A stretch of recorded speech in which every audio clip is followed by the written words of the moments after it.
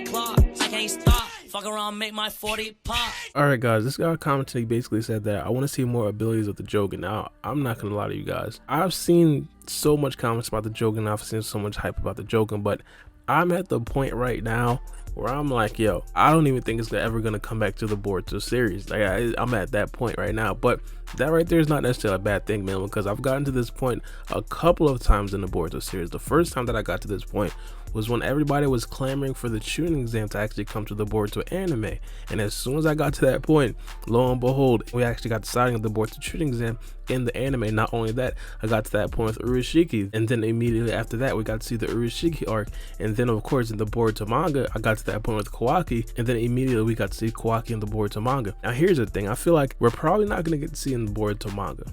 That's probably going to be dead. We haven't seen Boruto's dojutsu in the Boruto manga do anything of substance. Now of course we got to see that kind of Byakugan looking figure. That right there may or may not actually be the Jougan. In my opinion, I think that's 100% the Jougan, but of course it's not 100% confirmed.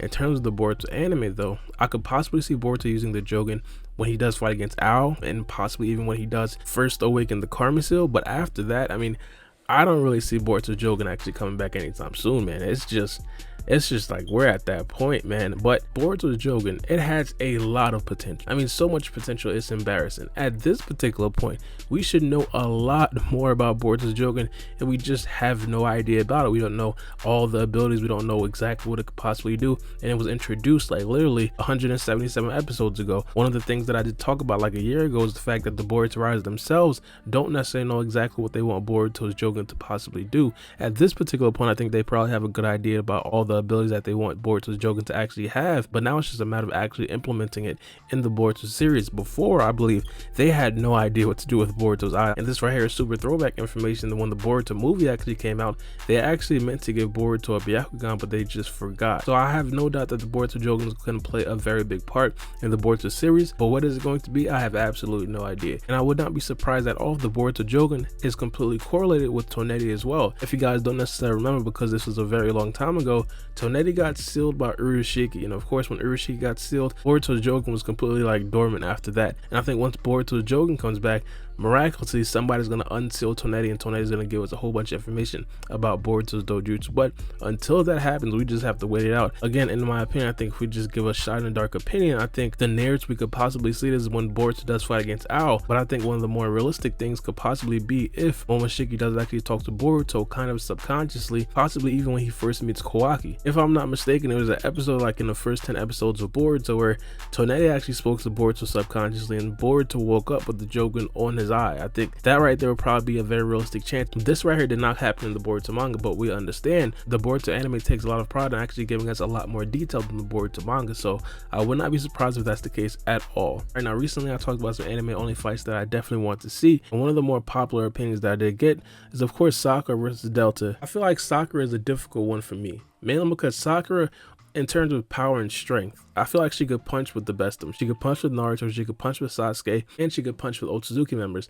The problem with Sakura though is her speed. Now, I'm not necessarily saying that Sakura is slow or anything, but in terms of the elites of the elites, like Momoshiki, Sasuke, Naruto, she's kind of slow. She's not going to keep up with them. And we talk about characters that are literally on the level of 8 Gates My God in terms of speed, and possibly even faster than him. I don't think that Sakura's going to be able to match that, and especially when it comes to Delta. Now, one of the things that separates Sakura from being an average shinobi, not saying that this is the only thing, but this is damn near one of the strongest things that Sakura actually does have in her repertoire, is the 100 healings. But Delta has an ability that's damn near tailored to that. She can shoot beams from her eyes that pretty much stops regeneration. So of course Sakura will probably have a difficult time with that as well, not just speed feats. I feel like this right here is something that we have to keep bringing up, but the Naruto writers, they did themselves a huge disservice, and that's pretty much separating Naruto and Sasuke from everybody else. Like, it was Naruto and Sasuke at the end on one tier, and all the other good guys were just on a completely different tier. So now in the anime of Boruto, to actually have enemies fight against Naruto and Sasuke and actually cause a problem versus Naruto and Sasuke, it also separates the enemies from everybody else in the Hidden Leaf Village as well.